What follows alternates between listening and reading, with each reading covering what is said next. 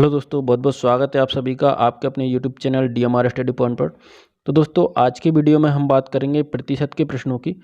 तो प्रतिशत के इस प्रकार के प्रश्नों के लिए हम सिर्फ और सिर्फ एक ही ट्रिक यूज करेंगे, जिससे कि इस प्रकार के सभी प्रश्न सॉल्व हो जाएंगे। ठीक है, तो वीडियो को आप अंत तक ज़रूर देखें, क्योंकि अगर आप वीडियो को अंत तक देखते हैं तो सब कुछ आपको बहुत अच्छे से समझ में आएगा। ठीक है, तो चलिए फिर पहला प्रश्न देखते हैं। तो यहाँ पर लिखा है, ए की आय बी की आय से 25% अधिक है, तो बी की आय ए की आय से कितने प्रतिशत कम होगी। ठीक है, तो इस प्रकार के प्रश्नों में आप बहुत ही ज़्यादा कंफ्यूज होते हैं। ठीक है, लेकिन हम जो ट्रिक यूज करने वाले हैं उससे आप बिल्कुल भी कंफ्यूज नहीं होंगे और इस प्रकार के सभी प्रश्न बिल्कुल आसानी से आपसे बन पाएंगे। ठीक है, तो आपको जो यहाँ पर दे रखा है 25%, ठीक है, तो बस इसी से मतलब है, इसी से आपका पूरा सवाल सॉल्व होने वाला है। ठीक है, तो अब देखिए यहाँ पर किसकी बात की गई है। यहाँ पर की गई है 25% अधिक। ठीक है, तो हम यहाँ पर 25% की फ्रैक्शन वैल्यू निकालेंगे। ठीक है, तो 25% की फ्रैक्शन वैल्यू क्या होगी, 25/100। प्रतिशत का मतलब होता है बटे में 100। ठीक है, तो यहाँ से देखिए 25 से काट देते हैं, 25 से कम 25, 25 चौके 100, तो कितना आ जाएगा 1/4।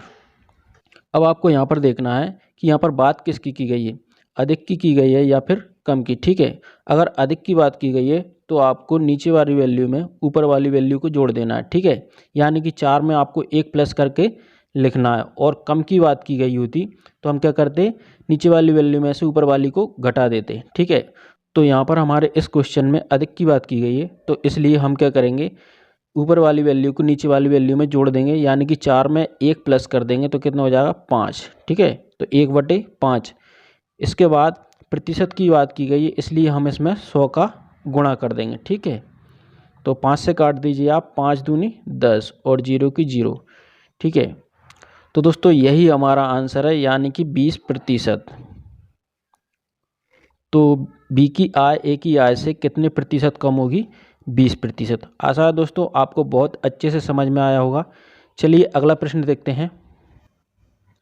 चलिए प्रश्न 2 है, ए की आय बी की आय से 20% कम है, तो बी की आय ए की आय से कितने प्रतिशत अधिक है। तो दोस्तों यहाँ पर आप देखेंगे कि 20% कम की बात की गई है, तो हमें सिर्फ इस प्रतिशत वैल्यू से ही मतलब है। ठीक है, तो हम यहाँ पर 20% को लिखेंगे। ठीक है, और इसकी फ्रैक्शन वैल्यू को प्राप्त करेंगे। तो 20% की फ्रैक्शन वैल्यू क्या होगी, 20/100। ठीक, 20 से काट दीजिए, 20 से कम 20, 20×5 100, तो कितना आ जाएगा 1/5। अब आप यहाँ पर देख पा रहे हैं कि कम की बात की गई है, तो मैंने आपको बताया था कि जब भी कम की बात की जाए तो हम क्या करेंगे, नीचे वाली वैल्यू में से ऊपर वाली वैल्यू को घटा करके लिखेंगे। तो कितना हो जाएगा यहाँ पर 1/4।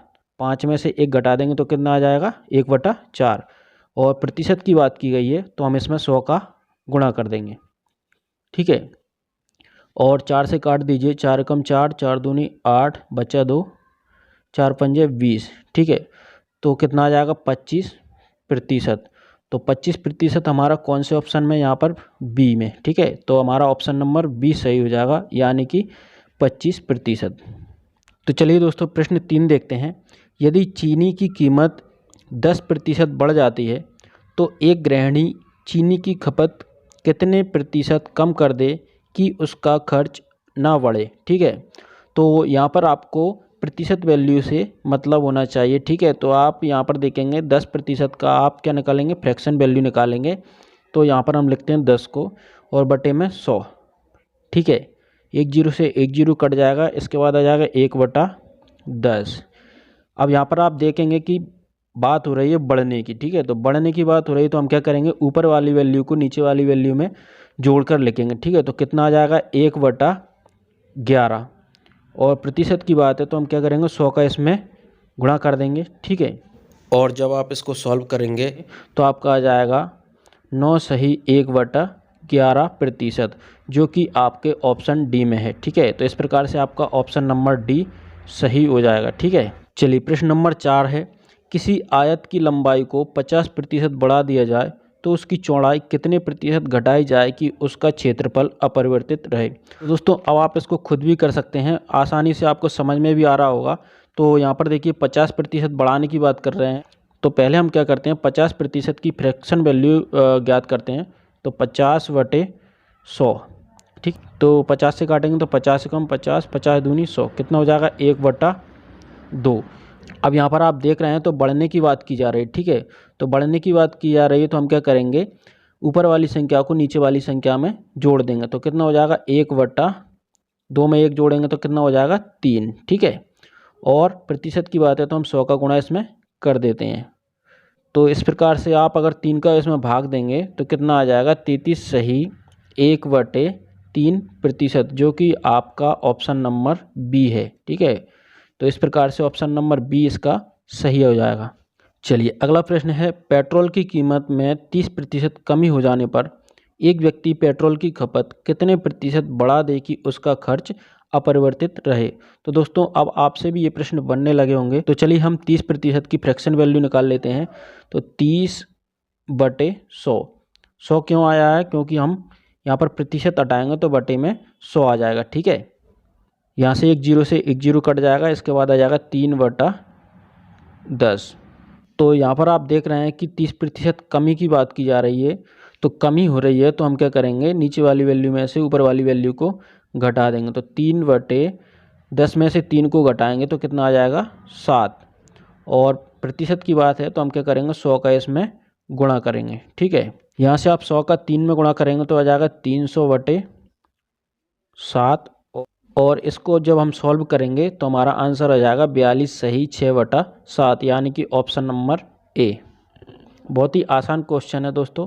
चलिए अगला प्रश्न है, चीनी का भाव 16 केजी से बढ़कर के 18 केजी होने पर एक गृहिणी को खपत में कितने प्रतिशत कमी कर देनी चाहिए कि खर्च ना बढ़े। तो दोस्तों इस प्रकार के प्रश्न भी हम इसी ट्रिक से आसानी से सॉल्व कर सकते हैं, ठीक है। तो चीनी का भाव पहले क्या था 16 रुपये केजी, ठीक है। और इससे बढ़कर के कितना हुआ है 18 रुपये। तो कितने का अंतर हुआ है 2 रुपये का, और बड़ा कितने पर था 16 पर, ठीक है। तो हम इसको यहाँ पर लिखेंगे 16 को, ठीक है। यहाँ पर देखिए इसको काट लेते हैं, 2 एकम 2, 2 अट्ठ 16। तो कितना आ जाएगा 1/8। अब यहाँ पर बात हो रही है क्या बढ़ने की, ठीक है। तो हम क्या करेंगे, ऊपर वाली वैल्यू को नीचे वाली वैल्यू में जोड़ देंगे। तो कितना हो जाएगा 1/9, और 100 का हम इसमें गुणा करेंगे, ठीक है। तो जब आप इसको सॉल्व करेंगे तो आ जाएगा 11 सही 1/9%, जो कि हमारा ऑप्शन नंबर बी है। तो दोस्तों आशा करते हैं कि आपको ये सभी प्रश्न बहुत अच्छे से समझ में आए होंगे। तो हमें कमेंट करके ज़रूर बताएं कि आपने जितने भी क्वेश्चन यहाँ पर किए हैं वो आपको बहुत अच्छे से समझ में आए हैं। और अगर आपको अच्छे से समझ में आए हैं तो ज़रूर चैनल को सब्सक्राइब करें, जिससे आगे भी आपको इसी प्रकार के वीडियो मिलते रहें।